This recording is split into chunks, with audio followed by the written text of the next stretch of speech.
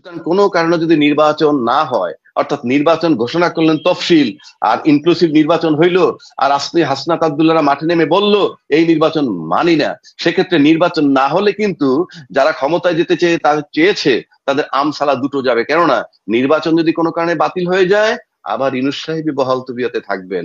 একজন ব্রিগেডিয়ারের মতো লোকের 8 বছর যখন আপনারা এই ইয়ের ভিতরে রাখে আয়না ঘরে, সেটা কিন্তু সার্ভিং অফিসার যারা ছিল তারা এখনো সেখানে আছে। এরাই কিন্তু ব্রিগেডিয়ার আজমির সিনিয়র কিংবা জুনিয়র, উপরে নিচে তারা কাজ করেছে।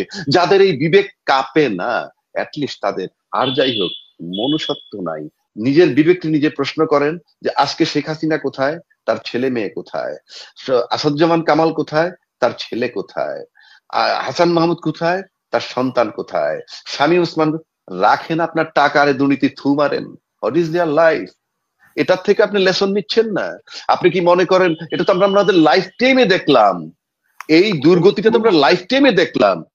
সুতরাং আজকে যারা এর পরেও ওদের পক্ষে কাজ করতেছেন অফিসিয়ালি ডাকডোল পিটিয়ে, তাদের কি বিবেক মরে গেছে? এই হাসনাত আব্দুল্লাহদেরকে কেন সবাই মাপতেছে, কেন মাপতেছে? আমি বলছি না, বাংলাদেশে কিন্তু দুইটা শক্তির খেলা হয়, ভোটের শক্তি একটা আর মাঠের শক্তি একটা। এই ভোটের শক্তিতে এখনো আমি ধরে নেই যে এনসিপির মতো দল এমন কোন অবস্থানে যায়নি। ভোটের শক্তিতে যারা আছে, সেটা বড় দুইটা দল এখানে আছে, তারাই সামনে আছে। কিন্তু যেহেতু তারা একটা ইস্যু রেজ করছে, ইনক্লুসিভ নির্বাচন অ্যালাউ করবে না, সুতরাং ইনক্লুসিভ নির্বাচনের দাবিতে তারা খুব কঠিন একটা আন্দোলন তৈরি করতে পারবে। কেন পারবে? কেন? ওই যে প্রশাসনের প্রত্যেকটা প্রতিষ্ঠানে এন্টি ফ্যাসিজম একটা শক্তি আছে, সেই শক্তির মোরাল কারেজ অনেক বেশি। আর ফ্রন্ট লাইনে যারা ছিল এই শেখ হাসিনার সময়, তাদের তাদের মোরাল কারেজ অনেক কম। দুই, তাদের যে সমস্ত মশলাপাতি দিয়ে রাস্তায় নামতে হয়, তাদের হাতে সেগুলো নাই। তাদেরকে নির্ভর করতে হবে নিচের দিকের যাদের ভিতরে ফেসিজমের পক্ষ বিপক্ষ আছে। কেন?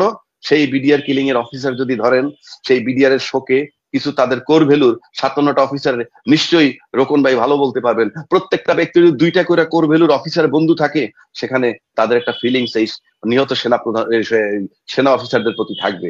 একইভাবে সেনাকুঞ্জ থেকে যাদেরকে বিদায় দেওয়া হয়ে গেছিল এই হত্যার পরে, তাদেরও কিন্তু কোর ভ্যালুর কিছু লোক সেনাবাহিনীতে আছে। এই সমস্ত শক্তিগুলা কিন্তু মোরাল সাপোর্ট হাসনাত আব্দুল্লাহদের সাথে আছে। কেন আমি বলছি?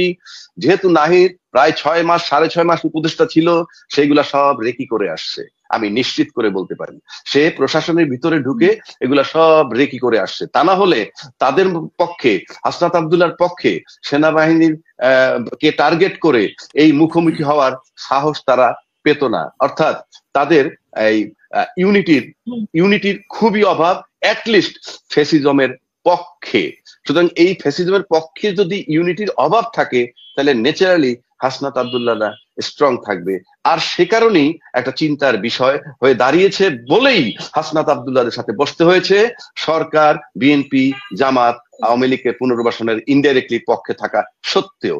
পাশাপাশি আপনি নির্বাচন দিয়ে যেহেতু ইউনূস সাহেবকে সরাইতে হবে, সুতরাং কোনো কারণে যদি নির্বাচন না হয়, অর্থাৎ নির্বাচন ঘোষণা করলেন তফসিল আর ইনক্লুসিভ নির্বাচন হইলো, আর আসলে হাসনাত আব্দুল্লাহরা মাঠে নেমে বলল এই নির্বাচন মানি না, সেক্ষেত্রে নির্বাচন না হলে কিন্তু যারা ক্ষমতায় যেতে চেয়েছে তাদের আমসালা দুটো যাবে। কেননা নির্বাচন যদি কোনো কারণে বাতিল হয়ে যায়, আবার ইউনূস সাহেবই বহাল তবিয়তে থাকবেন।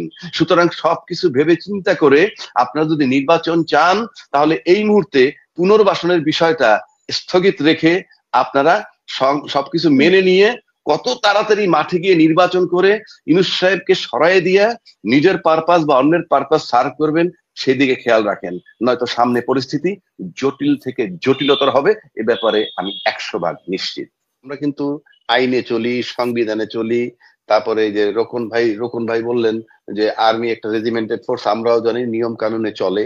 কিন্তু প্রত্যেকে তার বুকে হাত দিয়ে একবার নিজেকে প্রশ্ন করে, একবার যদি খালি তাকে প্রশ্ন করে নিজেকে, যে আমি সেদিন এই 5ই আগস্ট কেন বললাম যে আমি দেশের আপনাদের দায়িত্ব নিলাম এবং গুলি মারা বন্ধ হলো, তাহলে তো সেটা কি আপনি করেছিলেন? আপনি যদি সিদ্ধান্ত নিয়ে থাকেন তাহলে সেখান থেকে এখন আবার কিভাবে সরে যাচ্ছেন? আমরা তাড়াইছিলাম কাকে? একটা ফ্যাসিস্ট সরকারকে, যে গুম খুন বিনা বিচারে হত্যা, একজন ব্রিগেডিয়ার আজমি, একজন ব্রিগেডিয়ারের মতো লোকের 8 বছর যখন আপনারা এই ইয়ের ভিতরে রাখে আয়না ঘরে, সেটা কিন্তু সার্ভিং অফিসার যারা ছিল তারা এখনো সেখানে আছে। এরাই কিন্তু ব্রিগেডিয়ার আজমির সিনিয়র কিংবা জুনিয়র, উপরে নিচে তারা কাজ করেছে। যাদের এই বিবেক কাঁপে না, অ্যাটলিস্ট তাদের, আর যাই হোক, মনুষ্যত্ব নাই। আমি ব্যক্তিগতভাবে সেটা বলছি, সে যেই হোক না কেন। তো সেই তারা যখন আবার সেই ফ্যাসিস্ট সরকার চলে যাওয়ার পর আবার তাকে নিয়ে ইনক্লুসিভ নির্বাচনের কথা বলে, তখন তখন আমার কাছে মনে হয় কি, এই রোকন ভাই বলতেছেন, সাকিব ভাই বলতেছেন করা না হয়, তখন আমরা থাকি কোথায়? আমরা নির্ভর করব কার উপরে? সেই নির্ভরের জায়গাটা কোথায় মানুষের? মানুষ বাংলাদেশের 18 কোটি লোক কি তাদের সমস্ত সেক্টর থেকে নির্ভরতার জায়গা হারাবে? আওয়ামী লীগের সময় কি ছিল? কোর্ট কাছারিতে কোনো নির্ভর করা যাইতো না, পুলিশ প্রশাসনের কাছে নির্ভর করা যাইতো না, কারো কাছে নির্ভর করা যাইতো না। একই জিনিস যদি এখনো চলমান থাকে তাহলে আমরা পেলাম কি? এদের কি বিবেক নড়ে না? নাকি আপনি ব্যক্তি বাঁচার জন্য, আপনি যে সমস্ত বিট্রে করেছেন, যে সমস্ত ব্যক্তিরা আপনার নিজেরা বাঁচার জন্য কি পুরো দেশটাকে একেবারে অগ্নিগর্ভ সিচুয়েশনের মধ্যে পাঠিয়ে দিবেন? আল্লাহর হস্তে নিজের পরিবার, নিজের সন্তান, তাদের দিকে তাকাইয়া আপনি আপনি যদি ভালো করে লক্ষ্য করেন, শেখ হাসিনা যখন পালায়ে গেছে 100 ভাগ ক্ষমতা তার কাছে ছিল। আর্মি বলেন, পুলিশ বলেন, ব্যুরোক্রেসি বলেন, ছাত্রলীগ বলেন, যুবলীগ বলেন, 100 ভাগ ক্ষমতা থাকা সত্ত্বে তাকে পালায়া যেতে হয়েছে। তিনি আবার চলে আসবেন, অ্যাবসার্ড। কারণ আপনি তো 100 ভাগ ক্ষমতা থাকতে আপনি পালায়া গেছেন, আপনি ঢুকবেন আশা ঘুরে বালি। কাজে বিভ্রান্ত সৃষ্টি না করে দেশটাকে গড়েন, ঐক্যমত্যের ভিত্তিতে আপনার রাজনীতি করেন। আর বিচার হোক, অবশ্যই বিচার হইতে হবে, কোনো সন্দেহ নাই। আমরা একটা জায়গায় যেতে চাই। আর নিজের বিবেককে নিজে প্রশ্ন করেন যে আজকে শেখ হাসিনা কোথায়, তার ছেলে মেয়ে কোথায়? আসাদুজ্জামান কামাল কোথায়, তার ছেলে কোথায়? হাসান মাহমুদ কোথায়, তার সন্তান কোথায়? শামীম ওসমান রাখেন আপনার টাকা, আর দুর্নীতি থু মারেন। What is their life? এটার থেকে আপনি লেসন নিচ্ছেন না? আপনি কি মনে করেন এটা তো আমরা আমাদের লাইফ টাইমে দেখলাম, এই দুর্গতিটা তো আমরা লাইফ টাইমে দেখলাম। সুতরাং আজকে যারা এর পরেও ওদের পক্ষে কাজ করতেছেন অফিসিয়ালি ডাকডোল পিটিয়ে, তাদের কি বিবেক মরে গেছে? এই প্রশ্ন রাখলাম।